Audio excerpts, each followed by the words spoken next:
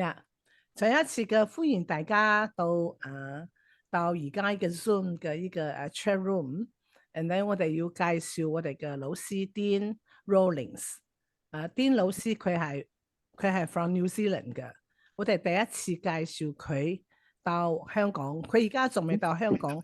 Hello Julius，Hello， Hi. Are you outside? Yeah. Maybe she's taking the MTR or still working. She is a hard worker, work very hard. Yes. Well, now's the time to receive. So yeah, this is so welcome to Hong Kong. This is Hong Kong.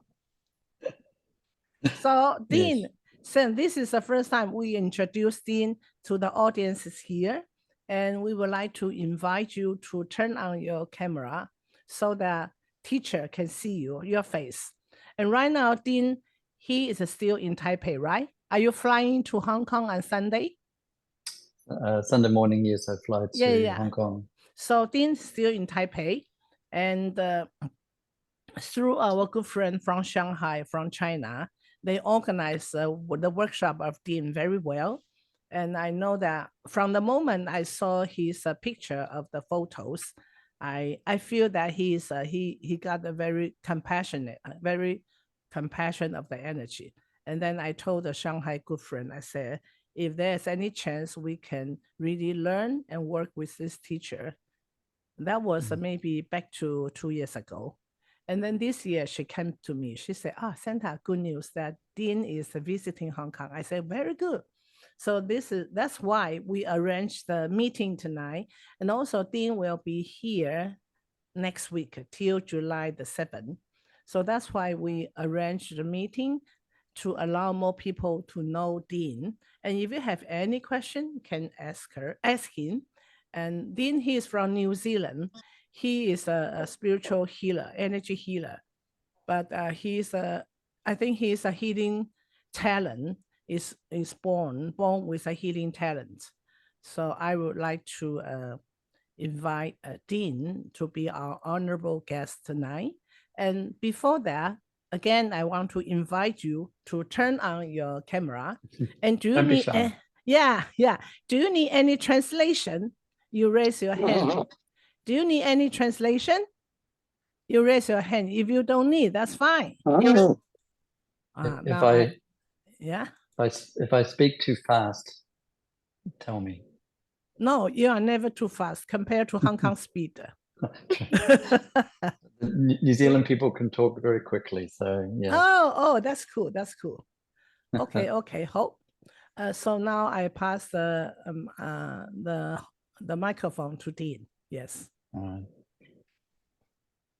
Welcome everybody. Thank you for taking the time to be here tonight, and so we can share with you. And as Santa says, you know, I'm from New Zealand, but I've lived in other countries. And what I would like to do is just to give you a little bit of information about my journey, because like each of us, we have our own unique journeys, and it's you may relate more to what I do if you understand a little bit from my journey.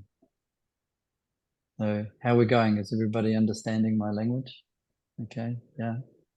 People without the camera on, hopefully you can understand me. So I've been working in this sphere for a while, but let's start at the beginning. I was born with a gift to see and feel energies. And so from a very young age, I found it really quite challenging to have this gift at such a young age. I was very confused and very emotional as a child, trying to fit into the physical world, but knowing I have this the spiritual connection that was very strong. So by the time I got to about age 6 years old, it was too much for me. And what I did was I separated from myself. It was like my spirit came out of me and was next to me. And what that did was it sort of cut off my connection to spirit world a little bit so that I could exist in this world. But what that did was it opened me up to lots of experiences. Some of those experiences were quite challenging. I suffered from a little bit of depression, anxiety, lack of self-worth, and these so many things. I had so many experiences over those probably 30 years, and life was not all bad, but it was really, really challenging. And then around about age 45, all of a sudden, Spirit World decided time for me to step back into my body. All of a sudden, I know this sounds arrogant, but I just knew what to do at that moment. I was firing energy across the room to my partner and seeing spirits and so on. It got more and more intense until eventually what happened was the spirits all knew that I could see them and talk to them. So they all wanted to talk to me. And it's just too much for us in the human form. And I really started to suffer. I had one experience where there was some spirits there that were not in their heart space. And I was meditating one day in the lounge, sitting on the floor, and I got thrown backwards and totally paralyzed. I couldn't move for many hours. And I realized then that I needed to change something because I was not coping. So I asked Spirit World, can they please come and support me? And what happened then was a beautiful spirit called White Cloud. He was an American Indian chief spirit. And there was a lot of American Indian chiefs coming in to help us in those days. And we, so when he first arrived, he was this little tiny figure way up in the corner of the room. And I asked that all communication from spirit go through him and only what was good for me to be coming back to me. So White Cloud agreed to that, and almost immediately everything went silent. All the communication was passed through him first. I worked with White Cloud for many years. And as I did more and more spiritual work and meditations, I became closer and closer to him until eventually we would meditate facing each other. And I felt really happy and really content and really excited about my life because I had this beautiful American Indian chief working with me. But nothing stays the same. We always have to keep changing. And I woke up one morning, because that was my ritual. I would wake up, I would connect with White Cloud, do a meditation, and start my day. I woke up one morning and no White Cloud. And it felt terrible. And next morning, he still wasn't there. And a week went past and I was feeling really lost. And he finally came back and said to me that he had taught me everything he needed to teach me at that moment. And what had happened was that I had attached to him. My happiness and my spiritual journey was too connected to him. And so he pulled away. He introduced me to the Ascended Masters, Archangel Michael and Gabriel and the others. And I worked with them for not long, only a few months.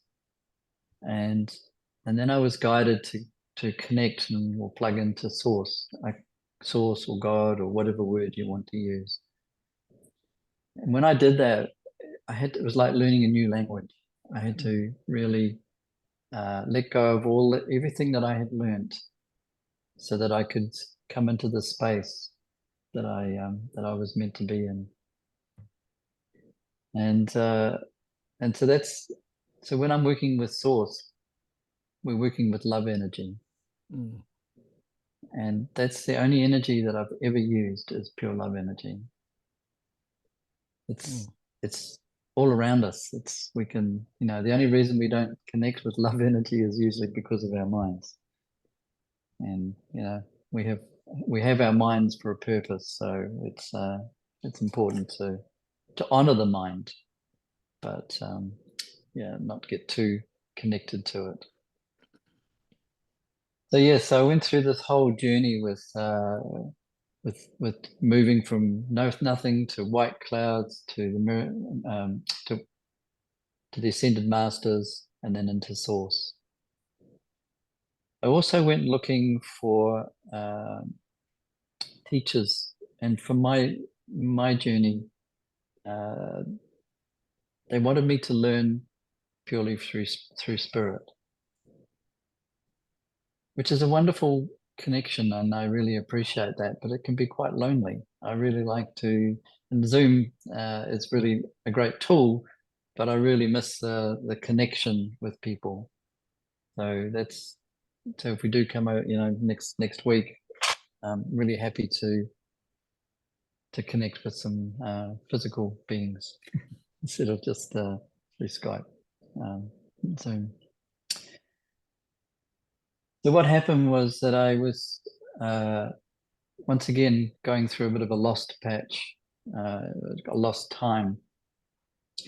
And I had put out an intention that I wanted to work in a developing country and make a difference. All right.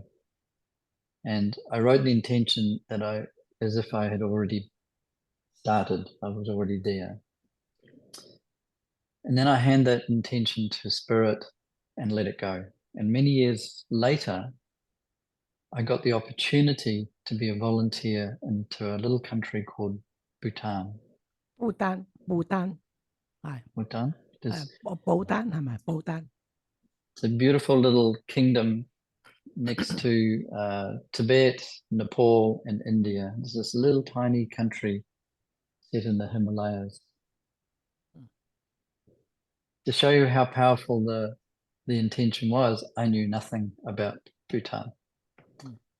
I had to go on Google Maps and learn. But the agency, the volunteer agency, had written a job spec that was written for me.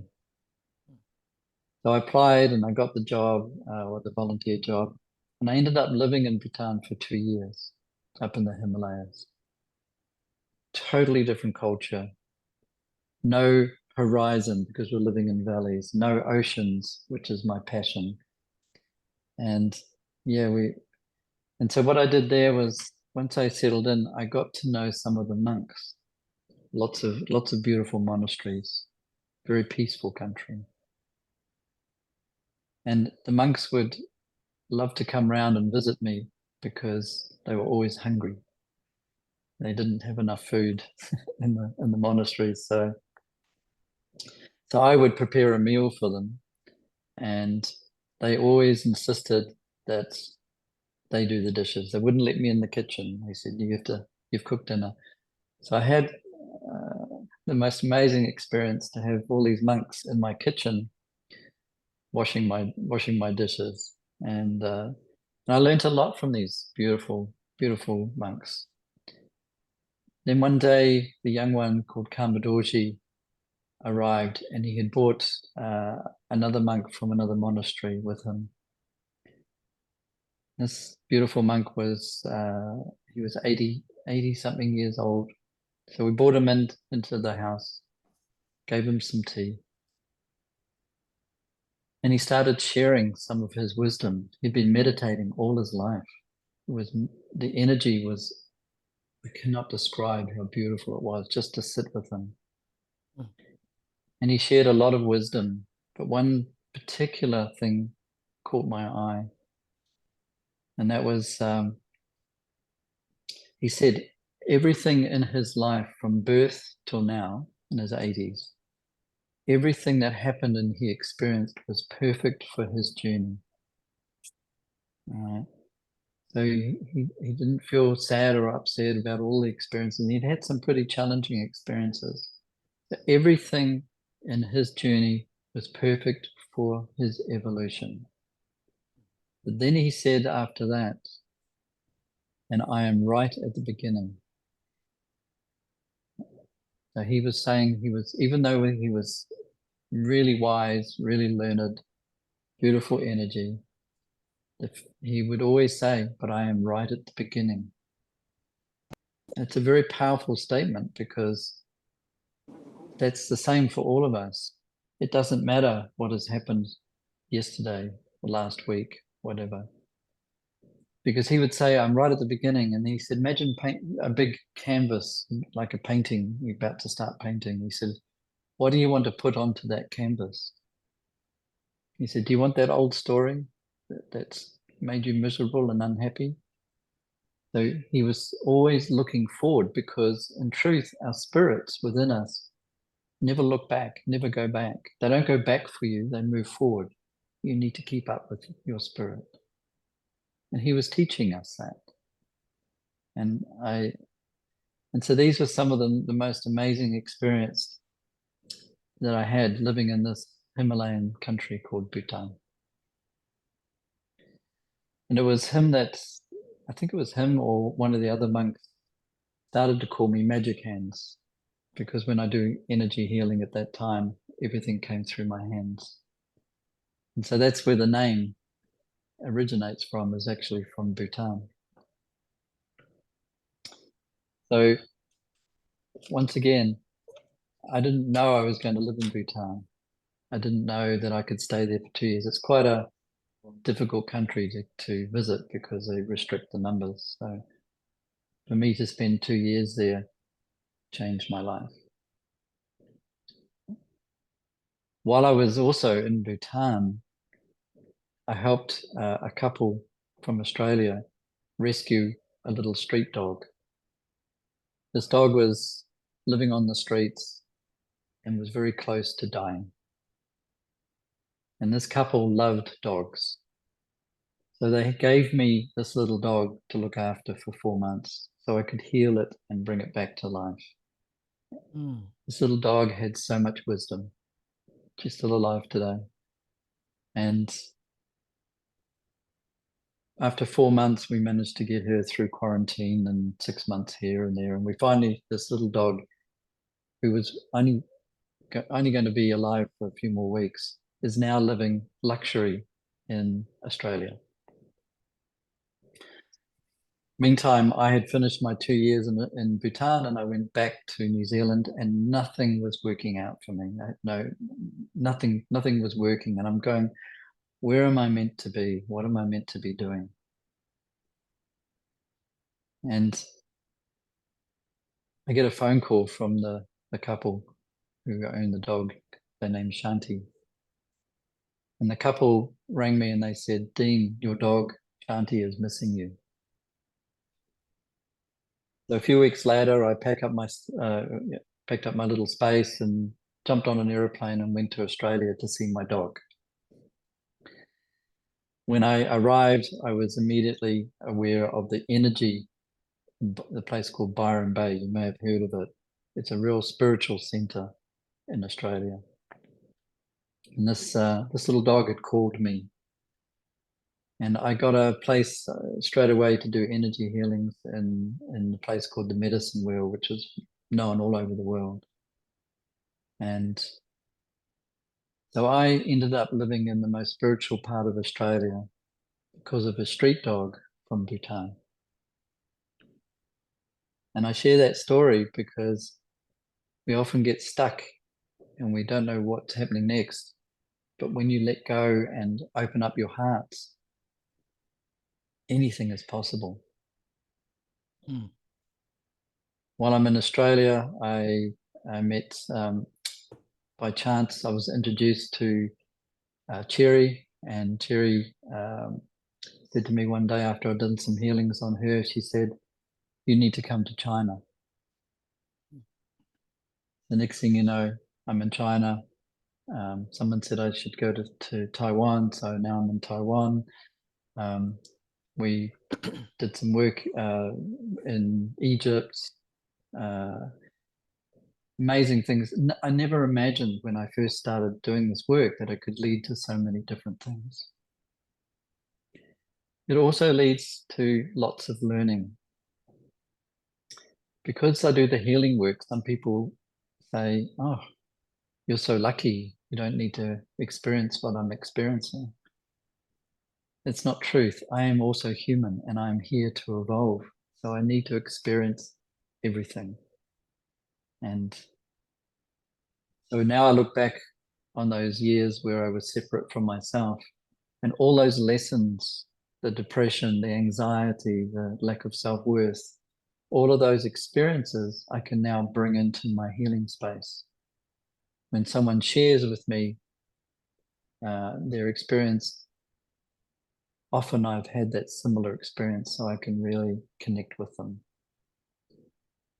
Although it was really tough for many years, I now honor that time and make sure that I don't think badly of it.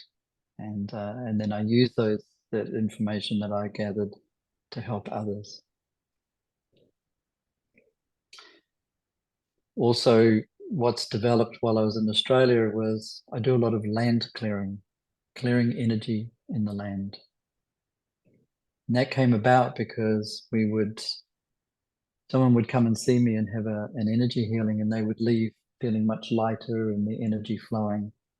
And they go home and the energy there was not so good, and it would drag them down. And so we would go and cleanse their house. And for a few months, that was fine. And then it came back again, and we realized that we need to clear Mother Earth first. And so I do this all over the world through distance, is when we clear the earth energy, then it creates a solid, beautiful foundation of love energy to then clear the house that we're in and then clear ourselves as well. And so, yeah, so it's been really quite an exciting part. And some of the lands have had some terrible things on it. Some of them are interfered with galactically. There's no one way. So now I'm spending more and more time in Asia, in Taiwan, and I hope to be in China in September. And what's really come up for me is like every day I visit Mazu. Mazu. Mazu. Mazu is a goddess. Yes. Goddess of the in China culture. Mazu. And then Guanyin a lot, like as in Guanyin. Guanyin, yes, Guanyin. sorry. And there's a beautiful statue. Well, there's many monasteries in Taiwan and China. So I was able to really connect with her. I often have writings from Buddha, which reminds me, Buddha, I'll give you a little quote that Buddha said in a minute. But even Jesus and Maria, I find that I'm able to use the energy of the right one for the person that I'm working with. When I do an energy healing, I'm personally am not deciding what they need. I am not personally healing them. So in truth, I am not an energy healer. I do energy healings. It's really important for me because what I'm doing is I'm clearing my own energy so that I can be a channel to bring through the energy which is right for the person. If I was doing all the decision making, then that makes me God, and I'm not. So it's that's really important just to clarify that. I also work with some galactic beings and so on. So, but all of these things come together in what we call what I'm really passionate about is the love energy and our heart energy. And later on, before the meditation, I'm just going to do a little bit of work on clearing your heart energy. I'll talk more about it because our hearts are everything. You know, our hearts are so powerful that our minds like to block that energy.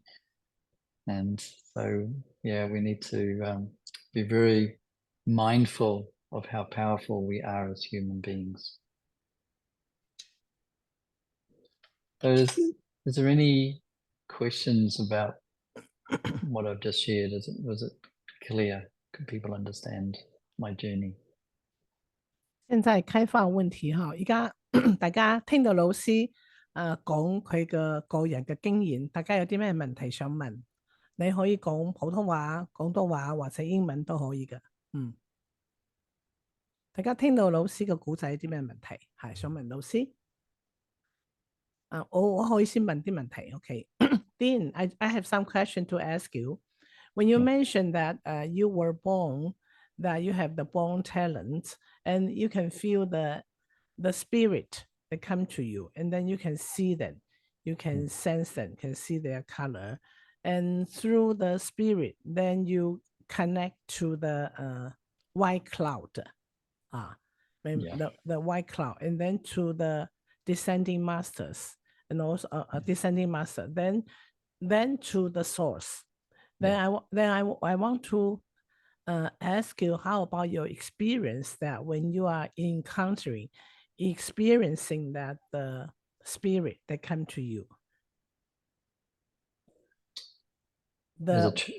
I mean, what is your experience that when you feel that you have the spirit that come to you, and then you can feel them, you can see them. So how can how do we know they are? I mean, where are they from? Yes. I think yes, it's a knowing. Once we stay out of the mind needing to understand and go more into the heart space, that intuitive side of it. Buddha gave me a beautiful quote years ago, and it's just 2 lines. And the first line is, if we know all will be in that knowing. All right. So if our minds know all, we restrict everything into that space. If we don't know all can flow like an open heart. So what that was teaching me was just to stay out of needing to understand everything, needing to logically put it into place. Spirit world is not human world. There's no timeline in spirit world. Try and work that one out. You know, in the past, the present, and the future all happen at the same time. It's beyond our minds. So we try and restrict it.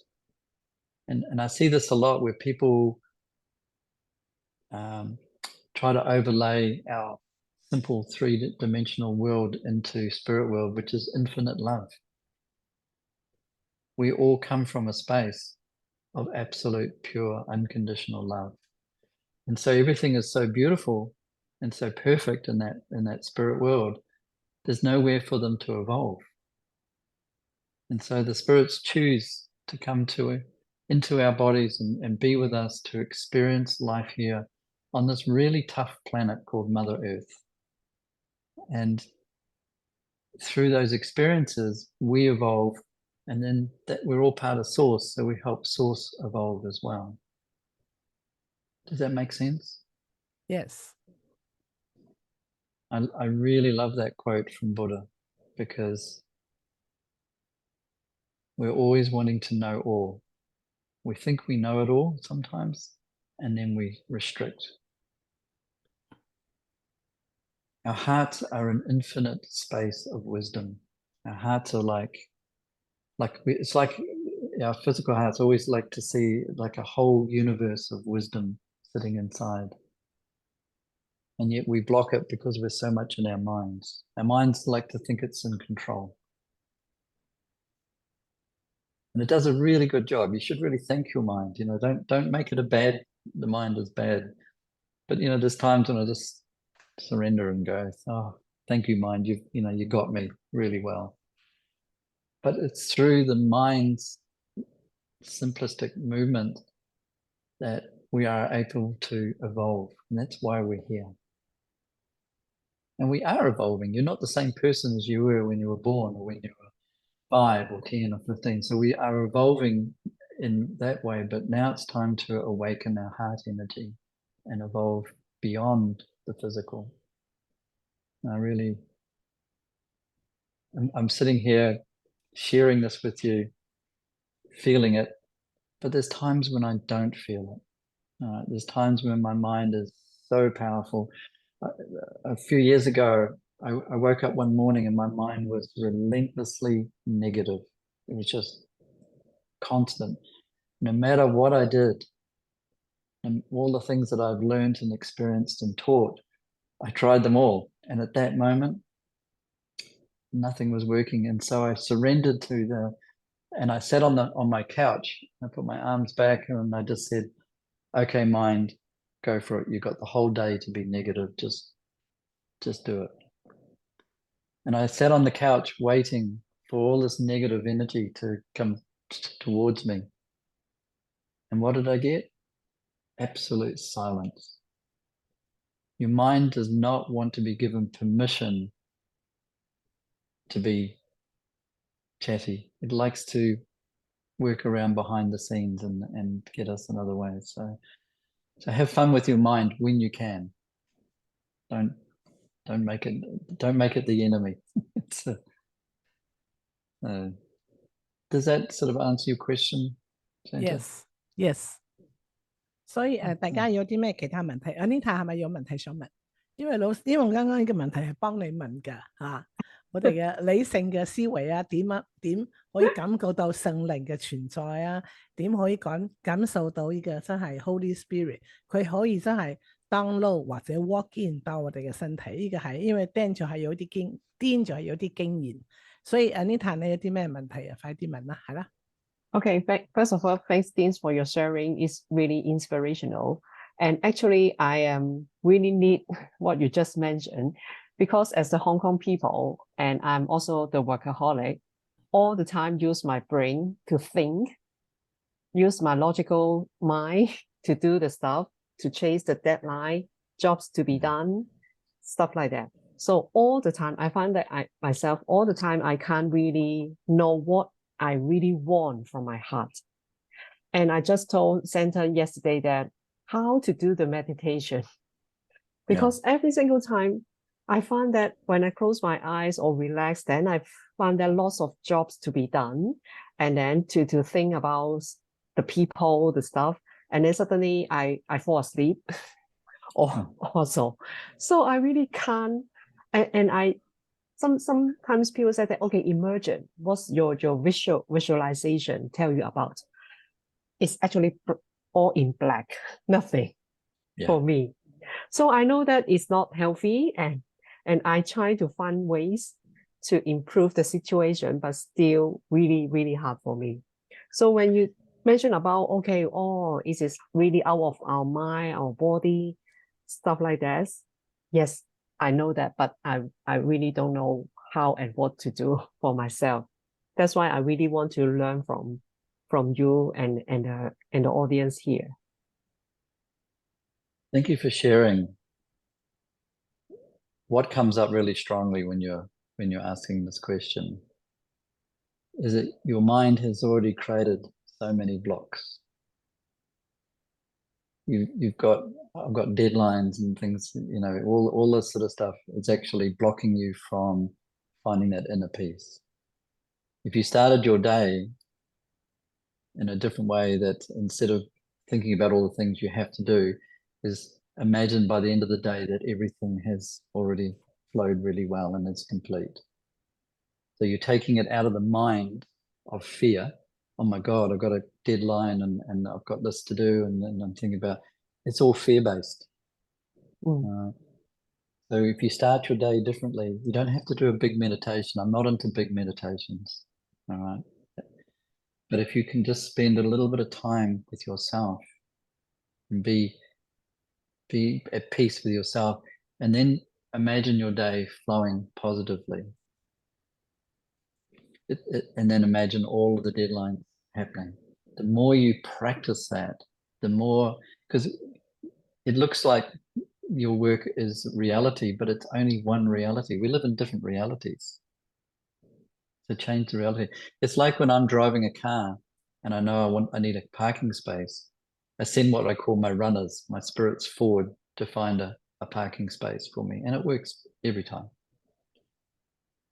So if that can work, put the runners out ahead of time that they can create a really easy path for you to achieve what you need to achieve each day.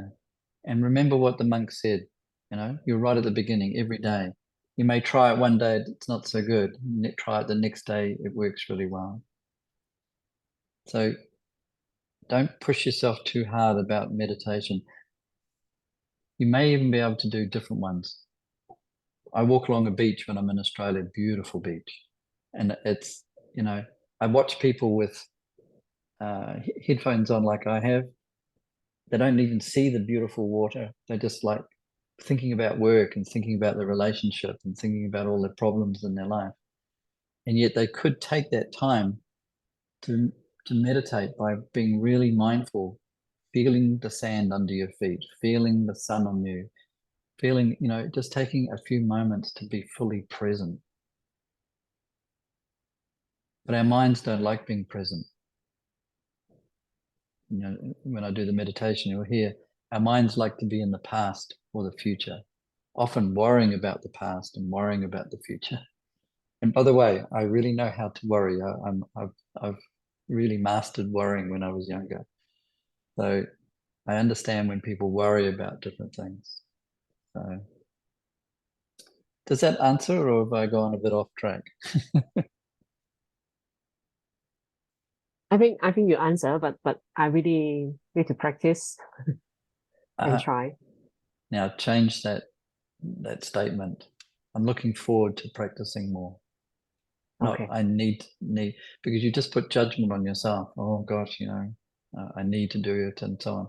There's no, take the word need out of everything. Take the word should out, and practice just being in the moment. Because in truth, we can only live in this moment. So why waste it with negative thoughts? Write down all the way you speak, and you'll see that your mind is very strong. So you've got a wonderful challenge to work with. All right. But don't see it as a bad thing. All right. Enjoy. 好，多謝 Anita 嘅問題。大家有冇其他嘅問題想問Dean老師？你可以打開unmute 自己，仲有打開你嘅屏幕，係啦，大家可以問問題，係任何嘅問題都可以問。I'm inviting them to ask any of the questions. Not any problems, but I just want to share how I got here. Yeah, Suki,係啦。I was going through my mobile, deleting everything, and I saw this. I thought, oh, I haven't seen that, and I started to read it. I thought, oh, it's happening in 5 minutes. Anyway, I also want to share today. I discovered a story, because you mentioned the ocean, and I discovered a story of Harrison E. Okin. I think in 2015 or 2013, he was the cook of a tugboat from Nigeria. And I think there were like 13 or 14 people on that boat. So tugboats, they're really powerful little things. Yeah. They like pull these massive ships, right, from ocean to ocean. And anyway, they were in a massive storm. And because Harrison was the tugboat's chef, and he was obviously very diligent, he got up earlier than everybody else. And at that moment, he thought, oh, I've got to go to the toilet. So he went to the toilet. He sat himself on that toilet. And as that was happening, they were in this massive storm. Everyone was asleep. Right. He was at the right place at the right time, because the waves slammed into that tugboat and crashed into whatever it had to crash into, so that the ocean basically piled into that little tugboat. But Harrison was sat on the loo. He realized what was happening, and he kind of like opened the door, but he saw the water coming in, gushing in, like you can imagine Titanic, right? And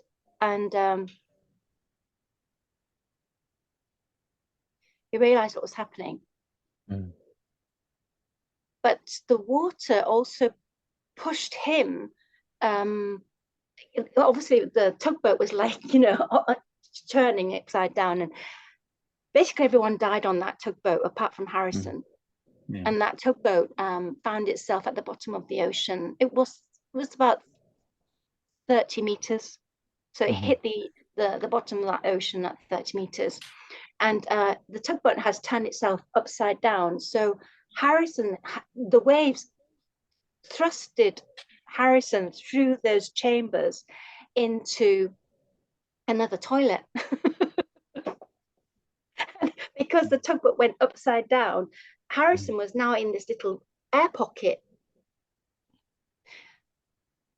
Very luckily, the owners of this tugboat, the company, obviously cared about everyone on that boat. They knew that they were all dead. So they sent out the divers to collect all the dead bodies, because no one is going to survive that, right?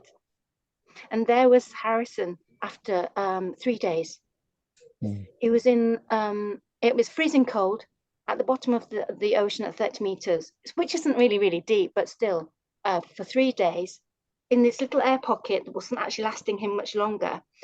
He was clever. He obviously listened to all of the things that a chef on a tugboat must listen to when it comes to safety. And he thought, if I'm in this, I've got to find myself on higher. He found himself lots of materials so he could get himself higher into that little closet, which meant he had to get outside of his room to get more stuff to get himself higher, right? So that's what he was doing. And yeah, after 3 days, he was just concentrating on, because he was freezing cold. He had nothing to eat, and he very luckily had 1 can of Coke. So the 1 can of Coke helped him, and yeah, he was basically on his last legs. But he was thinking about love, thinking about his family. He was like, oh, my love, oh, my family, my love, all of that, just in his head, all over, in that little chamber, 30 meters below the ocean, with very little air left. And as I said, the people who owned that tugboat was so, they loved those people. So the divers came in, 3 very professional divers, knew their stuff. They were just going in there for dead bodies. And so Harrison heard the ding, ding, ding, and he was like, anyway, so he survived. the diver was like feeling it through and could feel a hand, and he said, dead body, dead body. But then Harrison's hand started to feel back the hand, and he was like, oh my God. So the diver's going, oh, not dead body. Anyway. So he survived through love. He survived that. And the divers who saved him kept in good contact. They were so professional. They knew that if his 3 days at 30 meters in the Pacific Ocean, his heart has absorbed all of the toxic stuff. So he's got to be put into a chamber. So they knew that. So he survived it. And then not only that, he became a professional diver himself. Beautiful. That's a beautiful story, isn't it? Thank you. Yeah. Suki, thank you for your sharing. Thank you.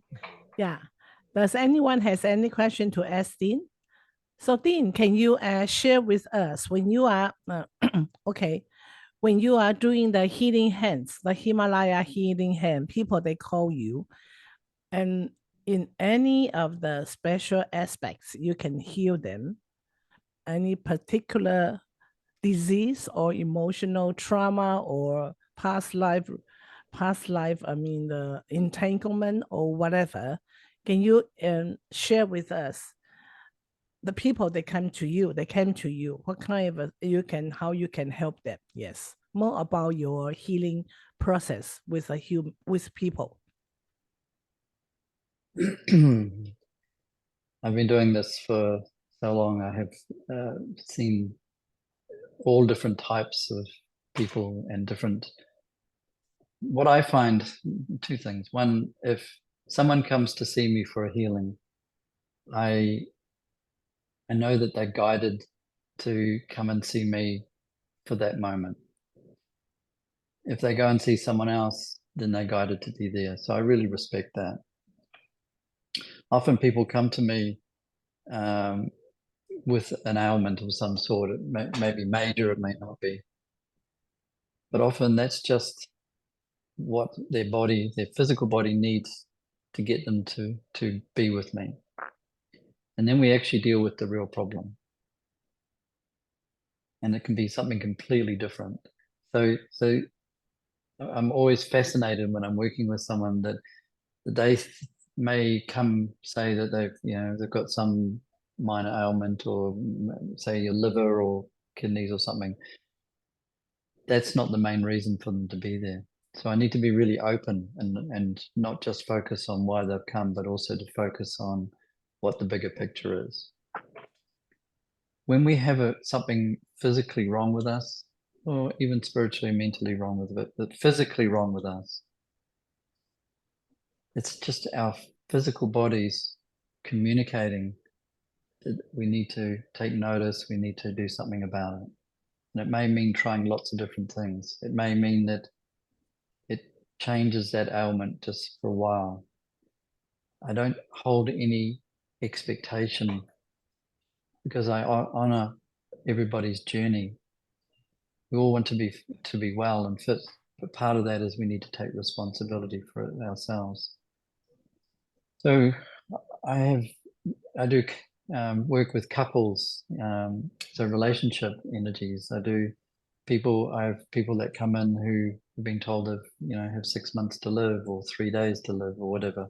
With a disease, a strong disease. With disease, yeah. It's cancer, like cancer, yes. And yeah, but cancer is basically cells in the body that are not able to communicate with the other cells around.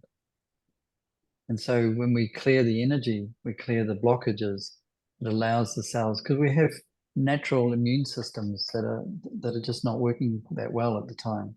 And so, I have one guy then that had really sore shoulders and he couldn't lift his arms. And the doctors wanted to inject him with cortisone.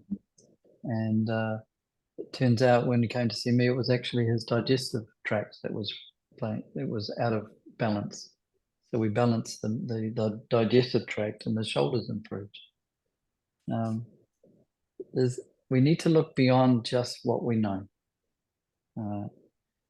But it's not just having an energy healing and it's fixed. It's having an energy healing so that you may experience the journey. Mm.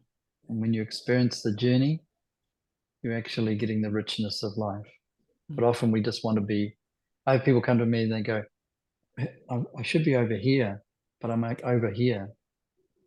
Over here is actually really nice and perfect for them, but because their mind says they should be somewhere else, they're not happy. So yeah, it's an interesting one. I'm always fascinated. There's so many different people come to me for so many different reasons. Yes. So okay. So you also shared with me earlier that many of the healers or facilitators, they come to you for their own healing, right? Yes. Can you share with us some of this? Because in Hong Kong, many of the spiritual healers, they get a lot of training, and also they provide a lot of spiritual services to others, Yeah. or any Give. facilitators or any teachers, Mm. trainers. So what kind of, what kind of a service you offer to the healers? In Byron Bay, when I was there were many healers. Byron and that Bay. can be Byron Bay in Australia. Byron Bay is in Australia, where your spiritual center is, right? Byron That's Bay. right. It's Yes. the easternmost point of Australia. And it's picture postcard. It's beautiful, beautiful beaches and lifestyle. And it's also has been a very spiritual place that people came to be healed. So there were a lot of healers living there. Not so many now, but there was a lot more. And I didn't ask to heal healers. They just got drawn to my energy. And often it's reminding them that what they teach other people to be kind and clear and so on, they're not doing for themselves. They're so busy giving, and giving is great, but giving, if you are draining your energy through giving to others, that's not what it's about. If I'm drained of energy, then I'm not doing it right. To be honest, I receive energy when I do a healing on someone. I receive energy, and I don't use my own energy. If I do, I couldn't do the work I'm doing. So it's reminding and teaching them to not use their own energy, but to use the infinite wisdom and knowledge of the universal energy that comes through. Yeah. But they're all different. Some of them listen, some of them don't.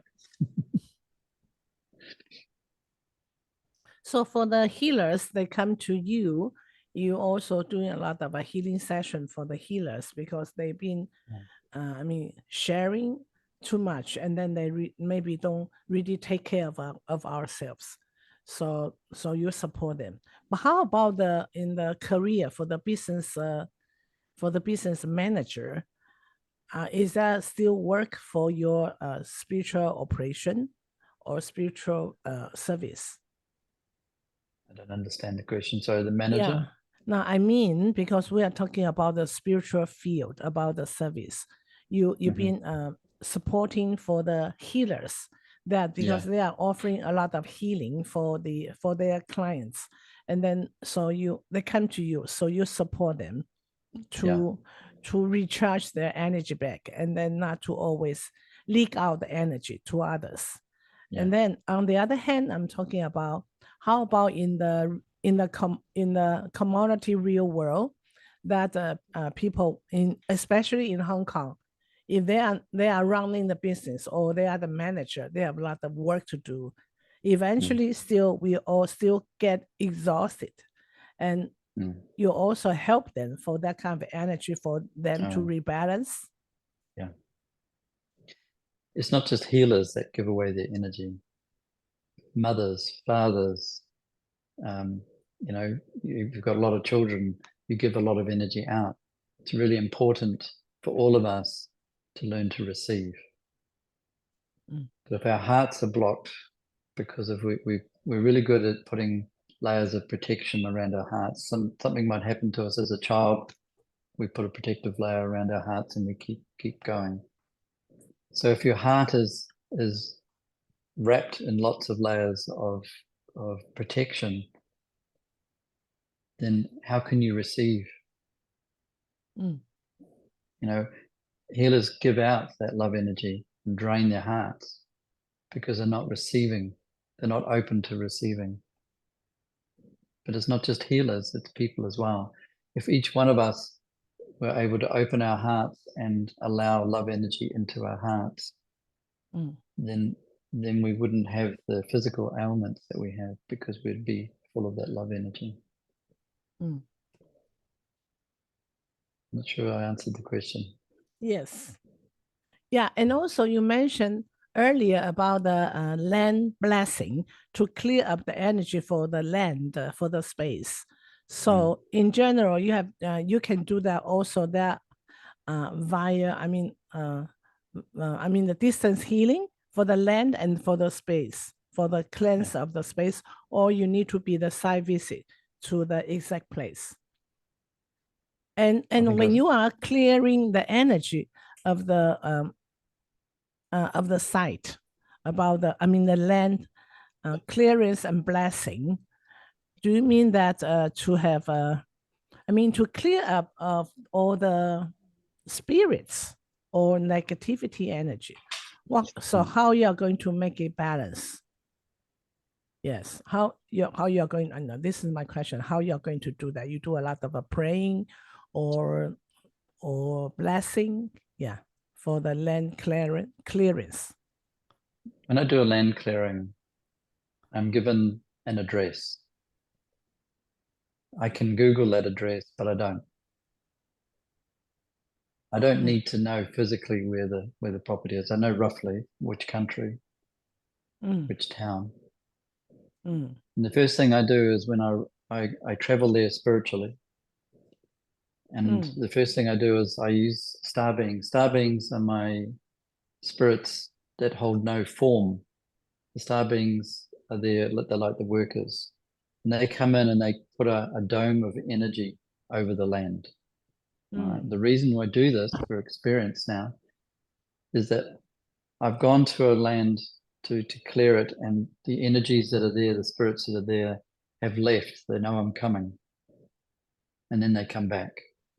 So we put this dome of energy over the top of the land, and I look through that and assess what is going on with that land. You then call in the specialist spirits. They're all what I call high vibrational beings. So they're pure love energy. And they come in, and it may be a galactic, something from the Galactic Federation. It may be something that's creating shadows on the surface from the inner sun. And once again, I don't decide it. We bring it in, we clear away. It may be that someone has died on the land. It may be that someone had a bad experience on the land. So we gather up all those, and we always put them into the light to be transmuted into light. I never judge. I never say anything is bad or dark, because I don't know. Dark energy is just waiting for light. It's really simple. I used to work a lot with dark energy. Doesn't even figure anymore. I love the saying, you can shine light into dark, but you can't shine dark into light. You can shine light into dark because it's more powerful, but you can't shine dark into light. So the light energy is the love energy. So I then, once we've healed the land and removed everything that needs to be removed, there's a healing needed for Mother Earth at that point, because she's been interfered with. Mother Earth is crying out for the support. So we bring in the specialist healers to heal the land where these things were, which then creates a solid foundation for the buildings, and we then come up and clear through the buildings and so on. So it's quite a process, but it's come about through years of experience, but also my vibrational energy has changed, as all of ours does. So the way I do things changes as well.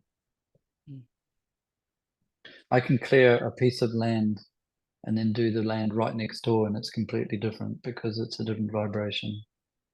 So we need to let go of ownership of land, boundaries, all those things. That's all human stuff. If we're going to clear land, we need to do it in the spirit world. Good, thank you very much. Do you have any question? 大家有冇任何嘅問題想問Dean？因為老師星期天會飛到香港，星期一會開始喺香港喺度為同學提供啲服務，所以想問一下大家有啲咩問題想問老師？係啦。I'm asking if you have any question you want to ask Dean, because Dean is arriving Hong Kong on Sunday. So he will be here next week sometime in Hong Kong.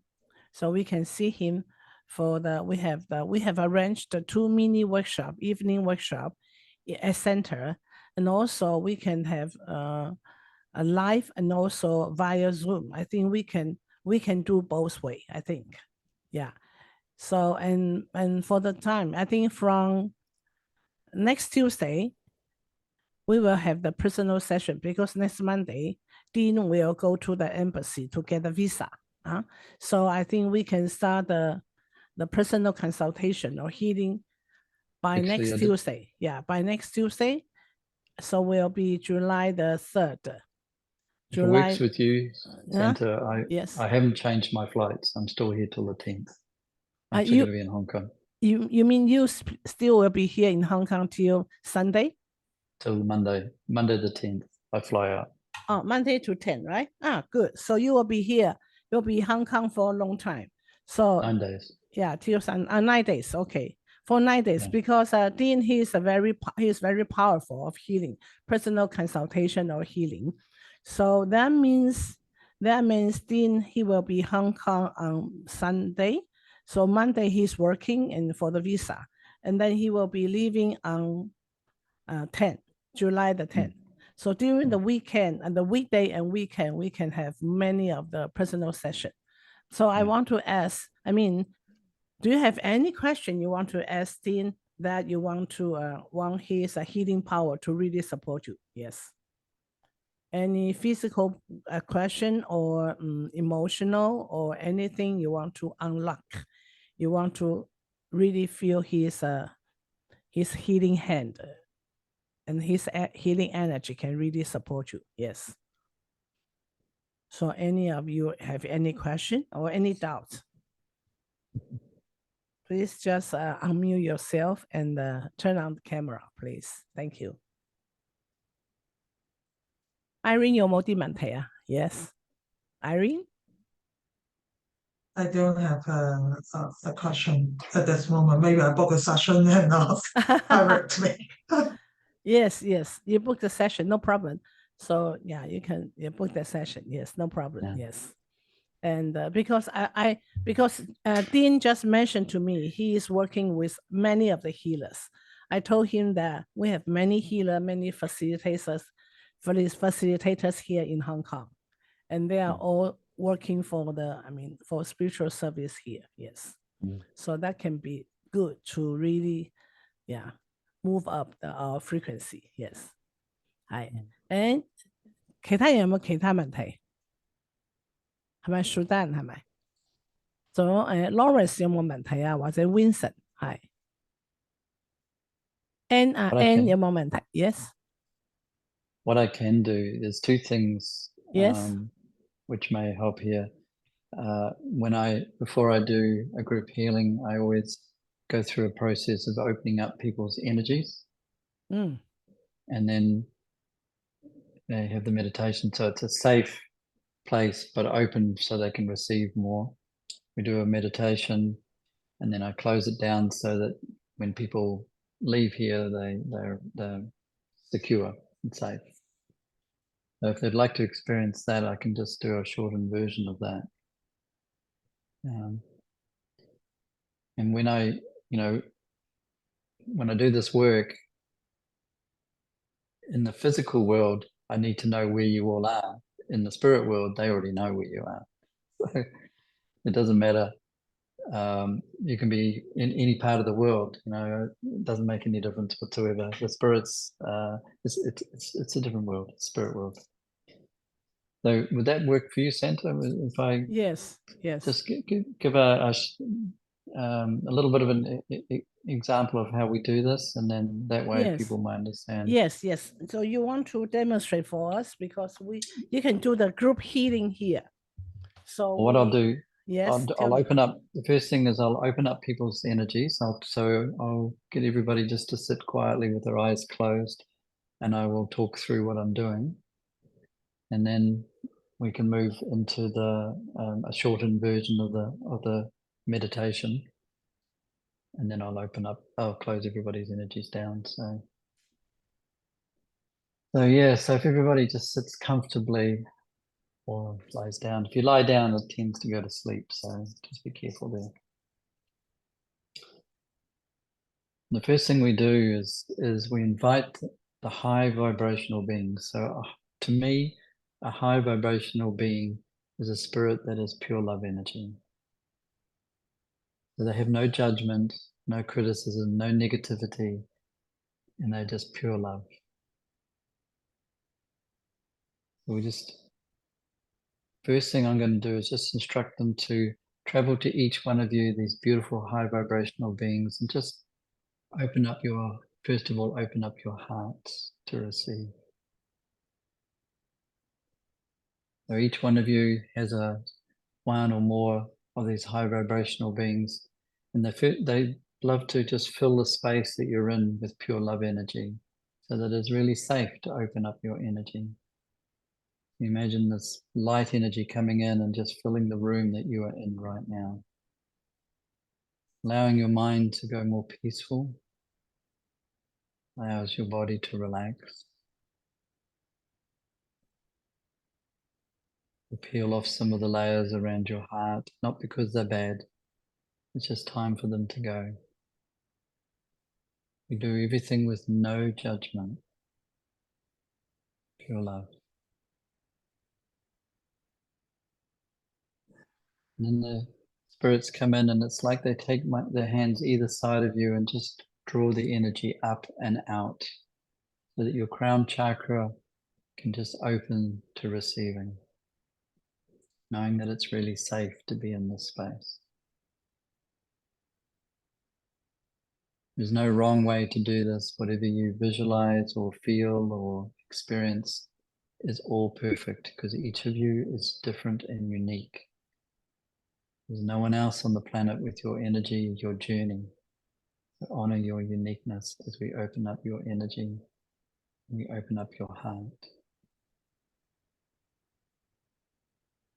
And these beautiful high vibrational beings will just sit with you until it's time to close the energy down. So just feel the presence of the love energy sitting near you, around you, and in the meditation through you. So just take a couple of normal breaths and just relax into the breath.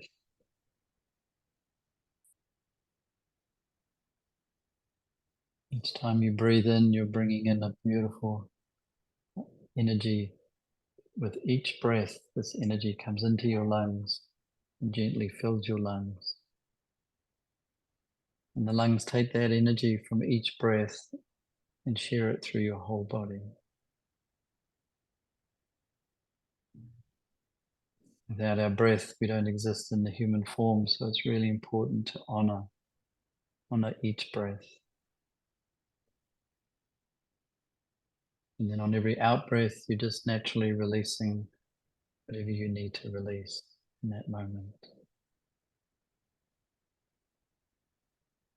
When we focus on our breath like this, it brings us into the moment of now. Now is the only time we can exist, but our minds don't like being in the now. They like to be in the past and the future.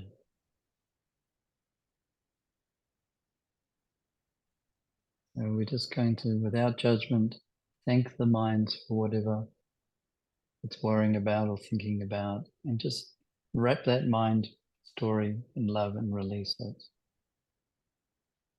Don't go into the story, don't try and think it through, just wrap it in love, like a white energy around, and just release that thought and thank the mind for what it's doing, but just keep releasing those thoughts. And then when you've released the thoughts, just gently come back to the awareness of your normal breath.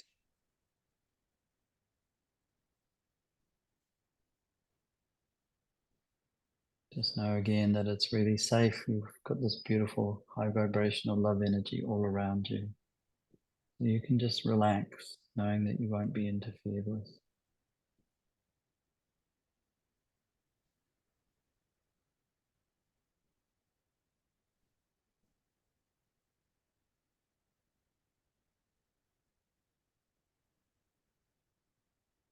All right. Now that you're in that space, we ask the high vibrational beings now to flow that love energy down through the crown chakra, through the top of your head. Feel that love energy flow down your body, through every cell in your body, your arms, your legs, your fingers, your feet. Just allow beautiful love energy to continue to flow. For energy, it's important for energy that energy must flow. So if there's any energy blocks within you, we just slowly dissolve those away so that the energy can flow freely through your body. Just going to have some silence for a few minutes while this is happening.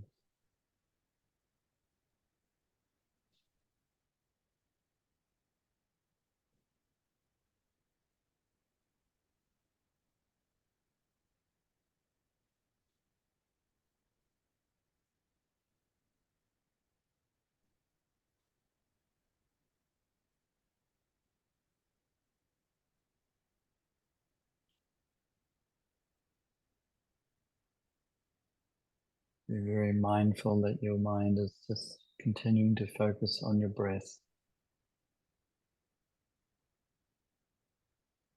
If you're thinking about any practical things, just ask the mind to remember that for later.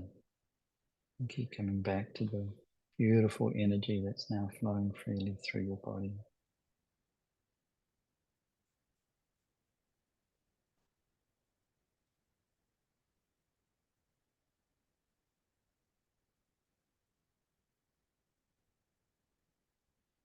If there's any area in your body that is stressed or is not comfortable at the moment, imagine this beautiful love energy that's now also filling your heart.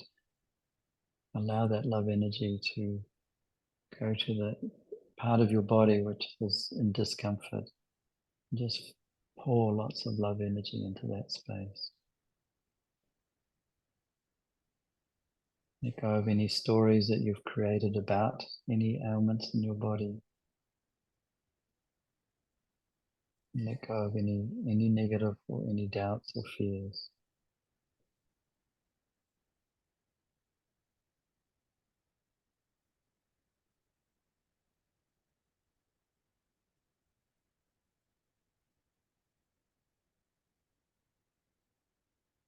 And while we're aware of this beautiful love energy flowing down through your body, clearing, cleansing and healing, it's really important that you are grounded and connected with Mother Earth so that this energy can flow freely.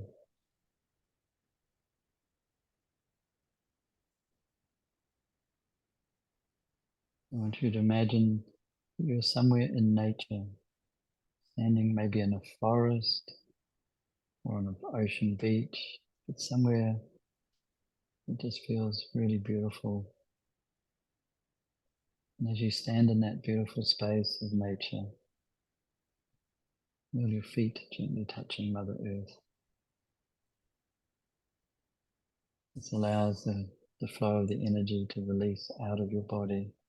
It also allows Mother Earth to flow her energy up through your feet and legs, your body, your arms, your fingers, your neck, and your head and beyond.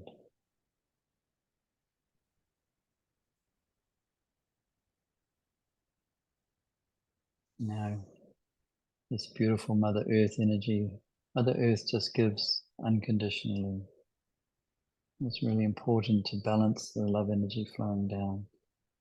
And as Mother Earth's energy flows up through your body, it just gives you that inner strength, that inner wisdom.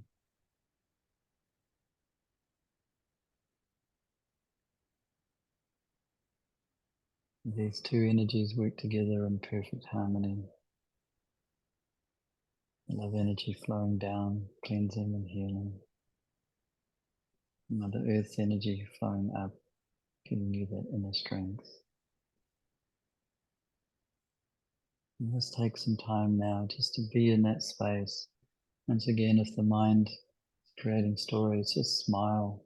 Thank the mind for whatever story it's created. I'm sure it's a good one. And then just wrap it in love and release it. And just take the time to be with you. We'll just have silence for a little while. Enjoy.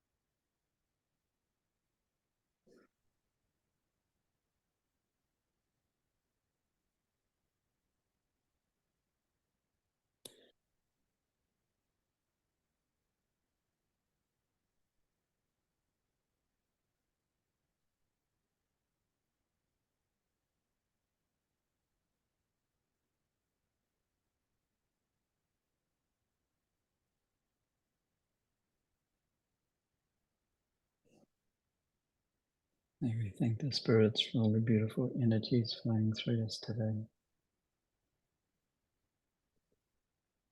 Just be aware of where you are now and just be in the present moment.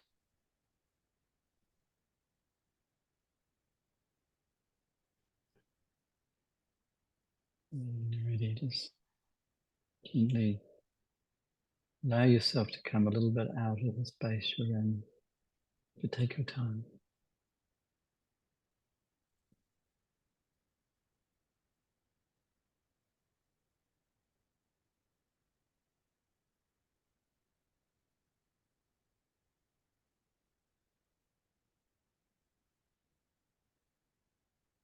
When you're ready, gently open your eyes. But again, no rush.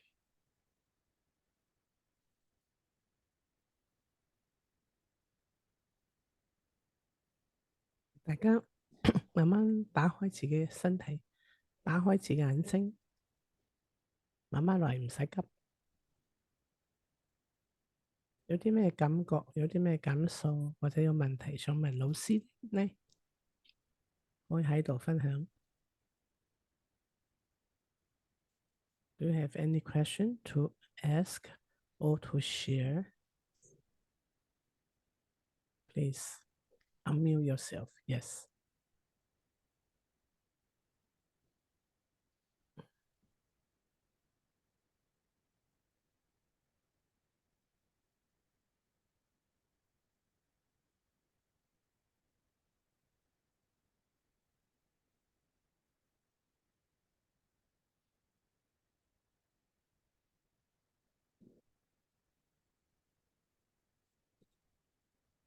For me, I would like to share. I have quite a moment of times that I feel that I am I become very light and it's almost transparent and out of the space. And that kind of feeling is very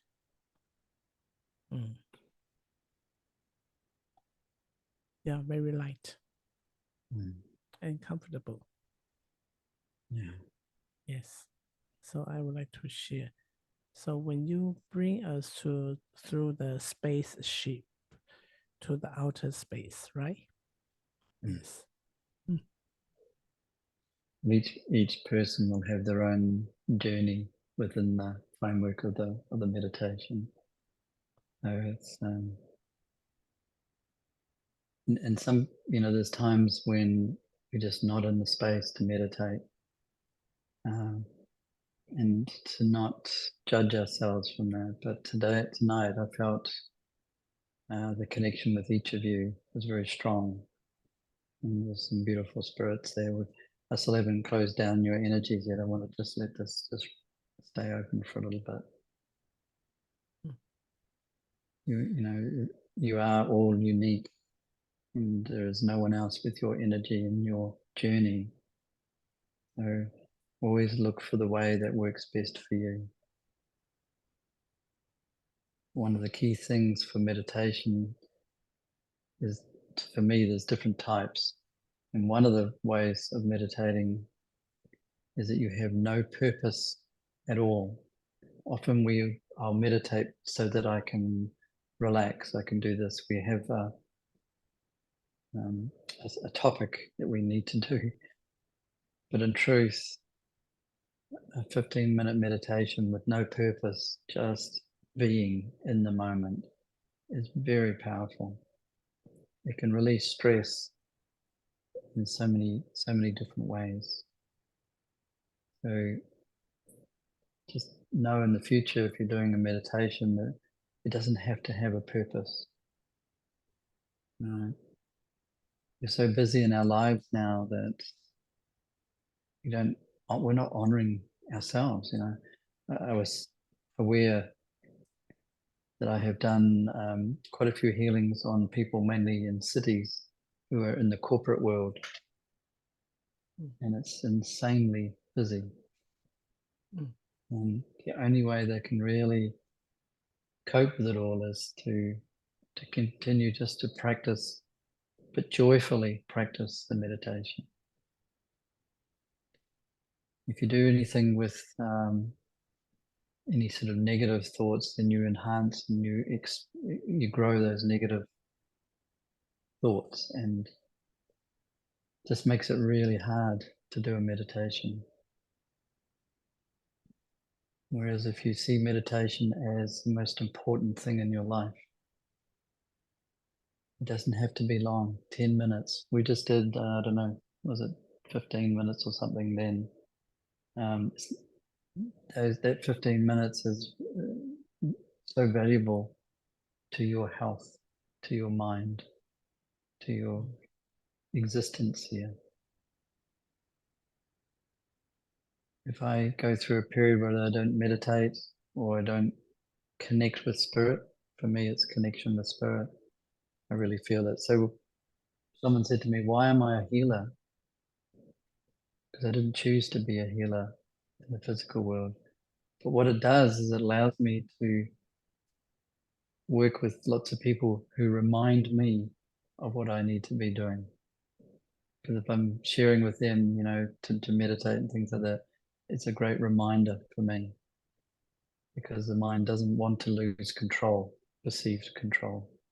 So the mind blocks the things that are really good for you, which is meditation. Later, next week, I'll do a stillness meditation. I also have a beautiful tree meditation, and these can all help you. I like the different ones because, you know, we're all different. For me, walking through the forest and giving a tree a big hug is really beautiful. For some people, they've never done that. So I also like the ocean, being near the ocean, or standing in the ocean, or swimming, because the ocean covers, I think, 70% of our planet. So it's a huge energy. Now, I always thought if I put lots of love energy into the ocean, it can be shared through millions of people all around the world. You know, there's just different ways and different things that you can do. But if you have any questions, I love questions, by the way. 大家盡量提出問題啊！如果有任何嘅問題可以提出，邊一位想提出問題呢？或者有啲咩嘢想分享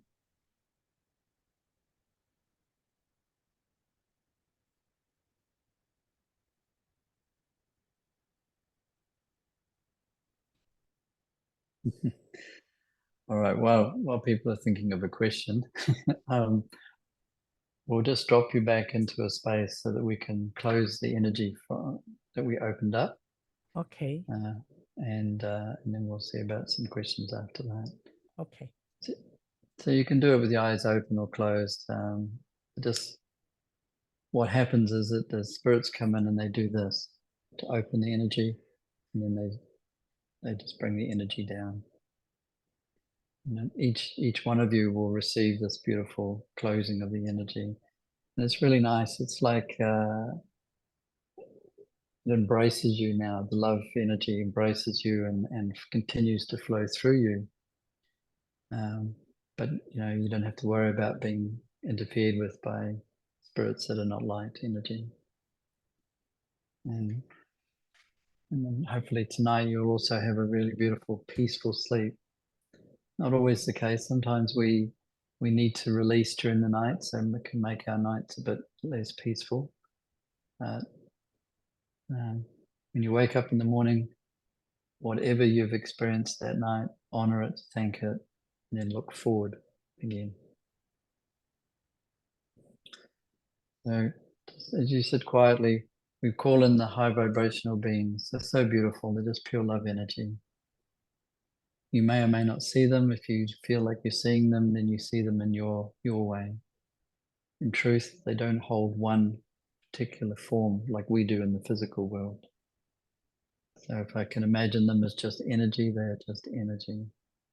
If I ask them to be an angel, they can be an angel. They love that one. And so they're now with you. in the room filled with light, and then just come and close your energy down. So we'll just I'll just be quiet for a few minutes.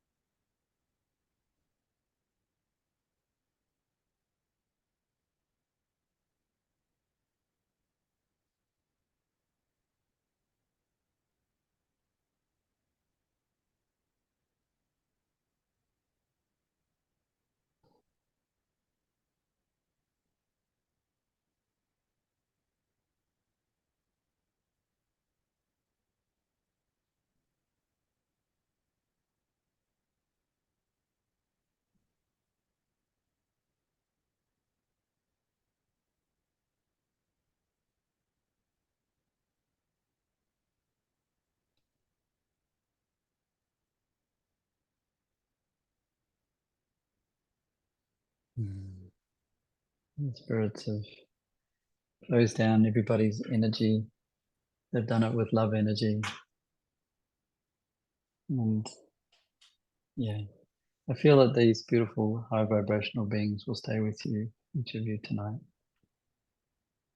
They're not just for me. I like to share, and they love to work with people who are looking to grow and evolve themselves. It's really important. I feel that's what each one of you wants to do and is doing right now. One of the things with if you do decide to come and have a one-on-one healing, just be aware that the mind will try and stop you. Not always, but sometimes. So if you're finding resistance to coming and you really want to, push through the resistance, because I've had people come into the healing centers in Australia and go, oh, I can't come and see you because I'm not well. And it's like, that's why you should be seeing me. So just be aware of the mind trying to control an outcome, and just stay in your heart space as much as possible. If you decide to come for one, then we can remove more of the energy blocks around your heart. So interesting that we've all got these energy blocks, layers of protection, sorry. But we love to give love to others. We love to help other people. But if their hearts are blocked, how can they receive? So there's all this love floating around that people are giving, but no one's receiving. So the only thing you can do is to change you. You can't change anyone else. Change you. Open your heart and learn to receive, that you deserve to receive.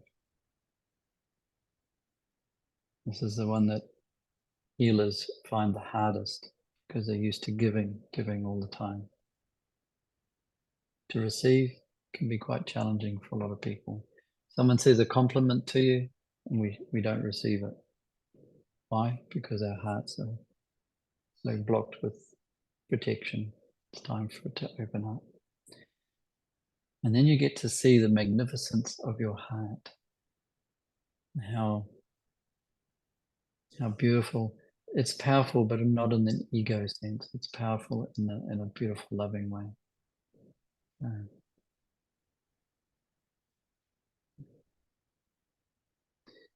One more little thing. There's so much I could just,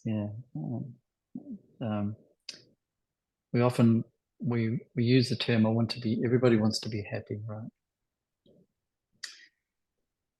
But happiness is balanced with sadness, but we don't celebrate sadness. Like masculine, feminine, black and white, everything is balanced. But we don't celebrate sadness. We actually try to get rid of it. Oh, I don't want that. But there's a little word that you can use instead of happiness, and that's joy. When you use the word joy, it's just a beautiful word to even say, but joy is not, joy can be in happiness, and joy can be in sadness. And the reason it can be in sadness is that sadness often is the space that we are growing in. If we're happy all the time, we are not going to grow. We need to have times when things are a bit tough so that we can grow. So the joy and sadness is the joy that you are growing. You have got this opportunity to grow. So use the word joy lots and lots. I think it's a magical word. So, does anybody else have a question? 大家有咩問題想問？舉手，大家按秒自己。Julius Jovi, Marcus, and Maria, Vincent, Lawrence, Jovi 係啦，有咩問題想問啦？Candace 係，你就按秒自己啊，你就開鏡頭啊，問老師。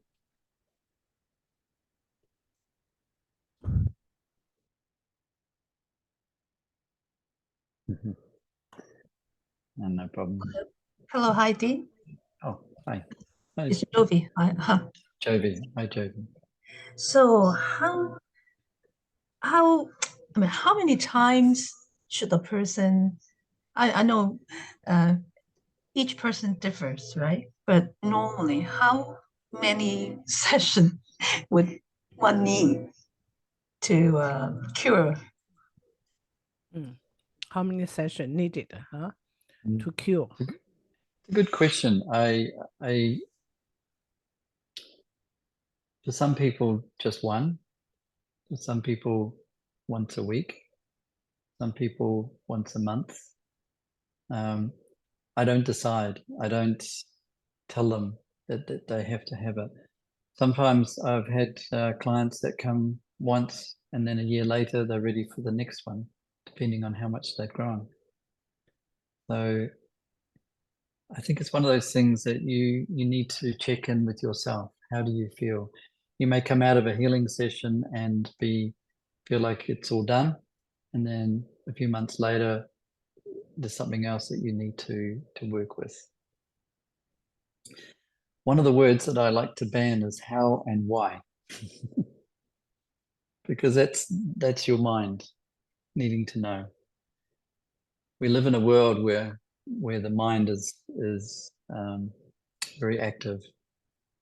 But if you let go of the how and have a session and then trust that you will be guided to the next one if you need it, then that's more powerful than once a week or whatever. Does that make sense?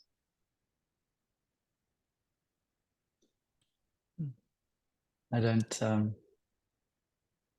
I used to, when I first started, say that people needed to do a 3-week or 6-week or whatever, but I found that the people knew better what they needed, and I trust the universe will guide them. So, yeah. as I said, the words how and why, we love to use them in this environment, the world that we're living in now. But if we let go of how does this work? How can I do energy healing in another country through distance? How we wouldn't move forward in the spiritual world. So it's really important to, if you're going to grow spiritually, is to let go of those words, why and how. When I lived in Bhutan, it's not a logical country. People would say, why do they do that? And there was no answer. But in the West, or in the other parts of the world, we always want to know why. And why is important in some subjects, but in spirit world, it's called trust. When I'm in that space of trusting universe, I've put out an intention and I'm open to whatever, then things flow in a way that I can never imagine. But what seems like an impossible situation, maybe like Anita, you're talking about your work and the pressure and under you can't change anything at work. What you can change is the way you react to it, the way you see it. So we need to take responsibility for our own presence here. If things are not feeling right for you, then have a clearing, find someone to clear your energy so that you can establish a different way of being, a different way of thinking. And that's actually for all of us. So, yeah. That's good. Thank you, dear. I think Anita and Mary, they have the question they put on the board. Did you see that? Did you see the question from Anita and Mary? They have the question. No, I was talking. Okay. Now. Oh, here's one. Oh, here's the go. Anita and Mary, they have questions. Where do I read that?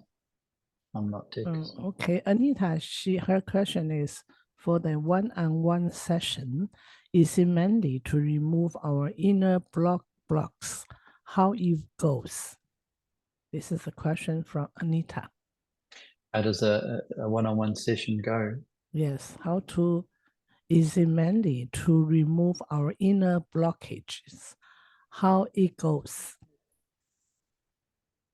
When someone comes for one-on-one, I sit with them and we talk first, just to create a connection and to release from them in talking what is happening for them, whether it's emotional, physical, or whatever.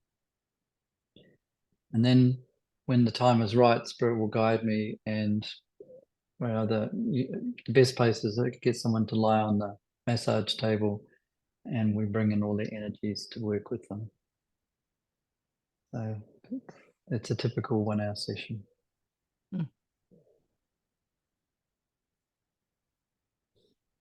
Okay. It's Anita. I can't read it. I don't know where it is. Okay, then the question from Mary is, in a group session, healing session, if everyone opens up, will the emotions be spread and mixed around? This is a question from Mary. Hi, Mary. That's why I put white love around you first and open up your energies so that you're safe to receive from the universe what you need. But it's really important for me not that you don't take on board anybody else's energies, and I'll talk more about that next week. Taking on board other people's energies is really, really not good. So that's why I create a safe space so that you receive what you need, but it's unique to you, not other people's energies. No. So yes, it's safe. Yes. Okay. And another question from Irene. Her question is, if a person is moving to the end age of physical life, however, if this person come to you does energy healing will help person in certain way? Yeah, because I don't decide what someone needs. We can have no communication at all, and I bring through an energy, and it'll be exactly the right energy for that person. You've got to remember, we're taking our human side, our mind away, creating just a pure flow of love energy. And if I'm interfering with that by putting my beliefs or whatever onto that, then that's not how I operate, and it would drain my energy. I can do 6 or 7 healings in a day and not be drained of energy because I'm receiving energy at the same time. Yeah. Does that answer your question, Aaron? Yeah. Yes. And also on the notes that I sent to you all there, we have the healing session starting from July, I think on Tuesday, next Tuesday. And good thing is because Dean is staying in Hong Kong longer, so we can have the healing session. So the healing session is from July the 3rd to July the 8th, I think, to Saturday. And here we have the we have also written the time slot, because then he can make only 6 maximum per day. So we have the time slot. So you can review, and also we will send the notes to you. And also on I think next Wednesday and Thursday, July the 4th and July the 5th and July the 6th. So that will be next Wednesday and Thursday. We are hosting 2 mini workshop in the center. But meanwhile, we just open for Zoom. So that means if people you are not traveling too much, you're not available to visit, to come to center, then you can also take the Zoom. Yeah. So that will be July 5th and July 6th, next Wednesday and Thursday. Yes. Yeah. Thank you, everybody. It's been really lovely to work with all of you, and hopefully you received something tonight. And just continue to smile and stay positive. And maybe I'll see you soon. Yes. Thank you, Laura, Dean. Thank you. Thank you. Oh, And there's Lawrence, actually- your moment. Lawrence. 冇問題啊，冇問題啊，冇問題。No question, sorry at the moment. No. Okay, good. Thank Okay, you. nice to see you. Nice to you too. Yeah. Yeah. So if you don't mind, please turn on the camera. So we say thanks to Yeah, that Dean. would be great. Yeah. Yeah. And really appreciate that for Dean's sharing with a lot of big love. Yeah, compassion. Yes. And thanks for all of you. And looking forward to seeing you for your to Dean next week in person. Yeah. Yes. That'll be great to see Dean in person. Yes. And then if you guys can arrange some really fine weather, not too hot. Yes. Yes. Thank you. So Thank you. so Have a good Prince, night. Good night. thank you for Dean Thank for the you. lovely session tonight. Thank you very much. Thank Yeah, you. Thank you lovely to to all work of with you. you. Thank you. Bye bye. Bye-bye. Bye bye. All Take right. care. Bye. Take care. You too. Bye bye.